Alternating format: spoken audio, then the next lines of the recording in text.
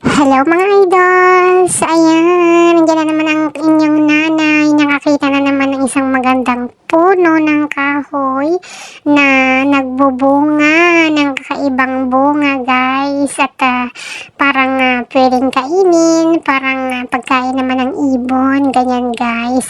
And ang kagandahan ng punong yan is meron siyang bulaklak na orange guys. Namumulaklak, pero hindi ko po sure kung yan po ba yung fire tree, pero parang hindi naman po kasi yung mga fire tree na nakikita ko dito sa nakapalibot sa aming surroundings ba, kasi hindi naman talaga dito sa doon nakikita ko po sa baba guys, malapit sa dagat po guys, is medyo matataas naman po yung fire tree, at saka hindi ko po sa bagay, hindi ko pa po nalapitan, pero ayan po guys, is may kakaiba siyang bunga na napakaganda guys. And hindi ko alam kung siguro may mga kwenta ang mga yan kasi itinanim nila maliban sa may bulaklak. And nakikita ko guys is kinakain ng ibon, pero napakaganda guys. So ayan na, tuwang-tuwa ako pag nakakita ko ng mga kahoy, lalo na yung mga park, ganyan, kasi syempre parang nakakamiss yung buhay probinsya, buhay sa bukid guys na ating kinagisnan. Kaya ayan, natutuwa ako. And ayan, may pa-style-style pa ang inyong nanay guys. Be happy lang.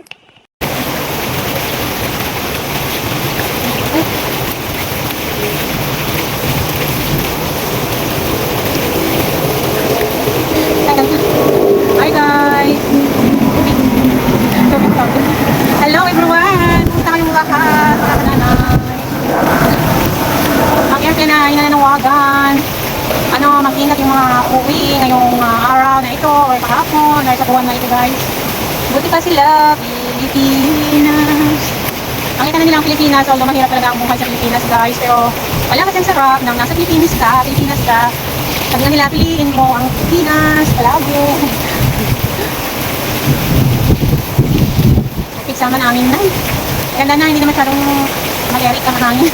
Malirik pa talaga.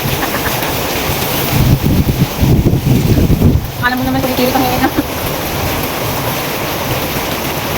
Na kasi malamig na yung ng hangin. Bumababa na yung init, kaya tumadami na yung nag-exercise na po. Kasi tamang-tama lang yung init yun. Ano dito guys? Kasi naman yung kapag makakita ng tubig guys, pagkapos ng kalabas lang, parang maligo ba? Minsan pag tinitingnan natin yung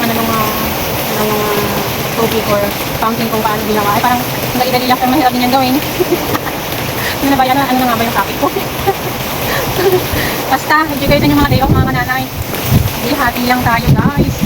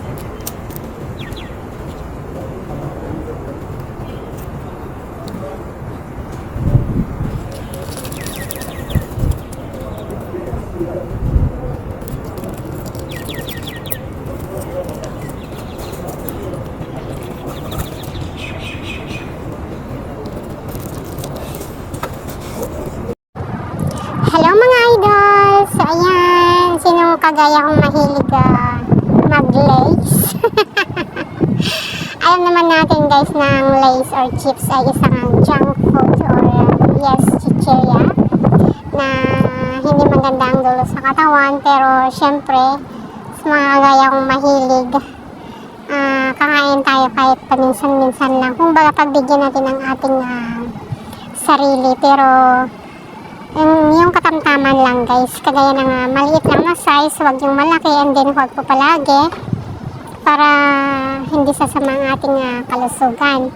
And ayan, kahit sinasabi natin junk food or hindi maganda sa katawan, ewan ko ba kung bakit tayo kumakain yan. Masarap po kasi guys, diba? Masarap ang lace. Dahil hindi na ako nakakapunta ng sa Sok Kabayan Market. Doon ako bumibili ng mga ng mga cornic guys. Kasi mas feel ko na mas okay yung cornic sa lace or sa mga chips. Yan nga lang, hindi na ako nakakapunta doon gawa ng mainit na panahon na guys. So ayan, basta wag naman natin lagihin, wag tayong sumusobra. Hindi naman masyadong masama, and then inom lang tayo ng maraming tubig para kahit papaano makakatulong din para sa ating kalusugan. Hello everyone! Kumusta mga idol? So ayan, Blessed Friday sa atin lahat. Andyan lang ako, pa-smile kahit pagod sa aking trabaho. Pero sabi nga nila, kailangan pa rin natin ngumiti araw-araw para huwag tayo nagpapa-stress sa ating mga problema sa buhay, or kahit pagod tayo, gawin pa rin natin ngumiti kasi tayong mga nakananay, kailangan natin maging palaban sa hamon ng buhay na dumarating sa ating buhay guys. Kasi di ba mga kananay, habang ang tao ay nabubuhay ay hindi nawawala ng pagsubok. Dahil kung walang pagsubok ay hindi tayo magiging matatag at hindi tayo matututo. Kaya laban lang mga kananay, kahit anong mga pagsubok o problemang darating sa ating buhay. Lagi nating iisipin na may mga anak tayo o pamilya na nangangailangan sa atin. Kaya kailangan magiging matatag tayo mga kananay. So ayan, smile lang tayo araw-araw. Huwag nating ipahalata na tayo pagod or ano man ang ating iniisip. Huwag tayong magpapatalo guys. Lagi lang tayong pray mga kananay.